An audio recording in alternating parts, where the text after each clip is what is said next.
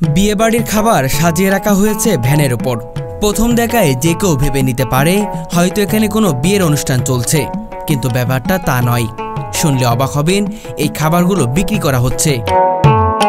বিয়েবাড়ির খাবার কিভাবে রাস্তায় বিক্রি হচ্ছে, এই প্রশ্ন অনেকের মনে জাগতেই পারে। আসলে বিয়েবাড়িতে বেঁচে যাওয়া খাবারগুলো কমিউনিটি সেন্টার থেকে কিনে এনে রাজধানীর ফুটপাতে বিক্রি করেন কিছু মানুষ। এটি বিয়েবাড়ির অনুষ্ঠানের খাবার, যে খাবারটা থাকে এই খাবারটা বাইচে গেলে এখানে আইনে ডাক হইতে বেচাকেনি হয়। আর এই খাবারই এখন ভরসা হয়ে উঠেছে অসংখ্য মানুষের। এই খাবার শুধু গরিব মানুষের কাছে নয়, জনপ্রিয়তা পেয়েছে নিম্ন মধ্যবিত্ত এমনকি ধনীদের কাছেও। অনেকেই আছেন যারা প্রাইভেট কারে করে এসে পরিবারের জন্য এই খাবার কিনে নিয়ে যান। গরিব মধ্যবিত্ত সবাই আসে, কেউ প্রাইভেট গাড়ি দিয়ে আসে, আইসে নামে নিয়ে যায়, তাকে মালটা নিয়ে দেওয়া লাগে। তারা শর্মে আসে না, এখানে খোলামেলা জায়গা, এরা আইসে অর্ডার দিয়ে যায়, আমরা নিয়ে দিয়ে আসি। কারণ এখানে এমন কিছু নেই যা বিয়েবাড়িতে থাকে না। বিরিয়ানি, রোস্ট, পোলাও, গরুর মাংস, খাসির মাংস, জর্দা, মোরগ পোলাও, এমনকি বোরহানি পর্যন্ত। এখানে মুরগির রোস, গরুর রোস, খাসির রেজালা, পোলাও, মোরগ পোলাও, তেহারি, কাচ্চি, জর্দা, বোরহানি। প্রতিটি বাটিতে থাকে প্রায় 1 কেজি 200 গ্রাম থেকে 1 কেজি 400 গ্রাম রান্না করা গরুর মাংস। বিক্রি হয় মাত্র 600 টাকায়। খাসি 800, মুরগিও 600, পোলাও 300 আছে, মুরগ পোলাও 300, 200 বেশি, 250 বেশি, একদমে বেচা হয় না। গরুর মাংস 550 বেশি, বোরহানি একদম 200, আবার 280 টাকাও বেশি, 180 টাকাও বেশি, 150 টাকাও বেশি। সবাই কাস্টমার তো সব জিনিস লওয়া যায় না।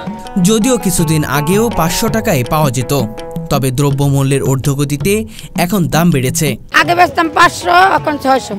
21 সালে বেচছি আমরা 300 টাকা, 22 সালে 400 টাকা, 23 সালে 500 টাকা করছি, 25 সালে 600 টাকা। তারপরও বাইরে 1 কেজি কাঁচা মাংস কিনতে গেলেই লাগে 800 থেকে 850 টাকা।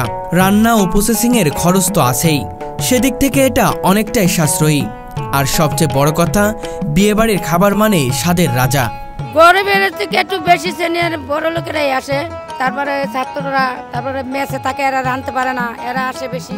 এই খাবারে ব্যবহৃত মশলার ঘ্রাণ, স্বাদ ও মান একেবারে বিয়ের আসরের মতো। এটা যে একবার খাইবে দ্বিতীয়বার আসতেই হবে। এটা খাইতে টেস্ট বেশি।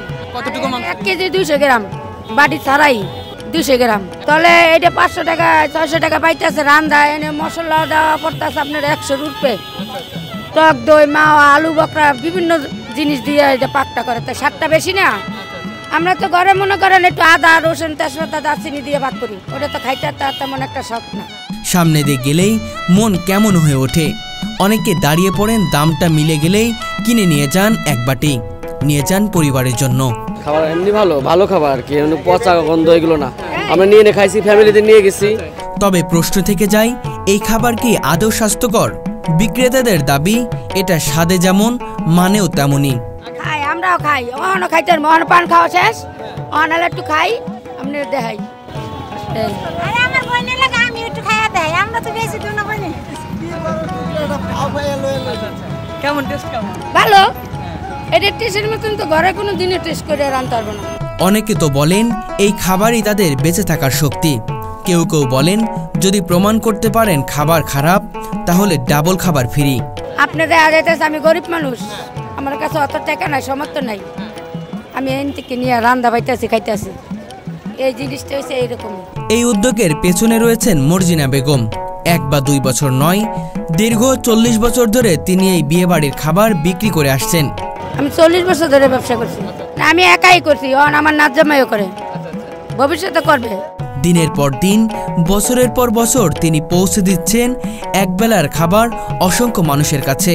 এই খাবার বিভিন্ন জায়গা থেকে, বিভিন্ন সেন্টার থেকে আসে, বিভিন্ন জায়গা থেকে। আপনি ধরেন 10 থেকে 12 থেকে, গুলিস্তান থেকে আসে। এখানে এমন অনেক ক্রেতা আছেন যারা শুক্রবার এলেই এই খাবার কিনে নিয়ে যান। গরু গোশত নিচ্ছি, পোলাও নিচ্ছি, রোস্টও নিচ্ছি। আজকে আমি দেখতে আসছি, আমি প্রতি শুক্রবার নিই আর কি। সবাই ফ্যামিলি বাসা থাকে, ওই সময় নিয়ে যায়। কারণ এখানে যে স্বাদ মিলে সেটা শুধু পেটে নয়, মনও ভরে দেয়। আমি করলে তো হবে না, এটা তো কমপ্লিট দেওয়া লাগবে। এরকম দেয় না, হয়তো কেউ ওই যে এর কাছে এটা ভালো লাগে না, এটা দিয়ে গেছে, মাংসটা রেখে দিচ্ছে, ছেলেটা আছে। ধরেন এটির ভিতরে যে মশলা সবার মুখে তো এরকম ভালো লাগে না।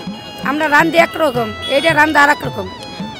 আবার অনেকের কাছে এরই বড় লোকেরাই বেশি খায়, বড় লোকের এটা তো খাইয়ে অভ্যাস আছে, কিন্তু আমাকে ছোট লোকের তো এটি খাইয়ে অভ্যাস নাই। প্রতিদিন 2-3 ভ্যান খাবার বিক্রি হয়ে যায়। আমাদের বিক্রি হয় মনে করেন কি 10,000 5,000 দৈনিক।